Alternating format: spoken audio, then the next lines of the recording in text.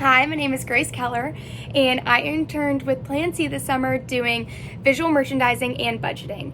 A day-to-day responsibility would be I would wake up and then I would go to Bergdorf Goodman, do some visual merchandising, pull out back stock, and just make sure the area looked great. I also did this at various stores in the New York area. I also would do Excel work, budgeting, price analysis, and all of that.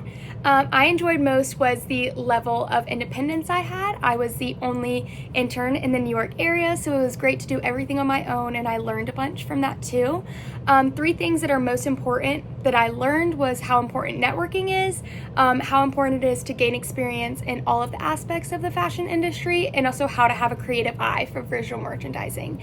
Tips or advice I have for future interns is to network as much as possible and make connections, and also be open to which specific career you want to go in and try and get as much experience in all of them if you can. Bye!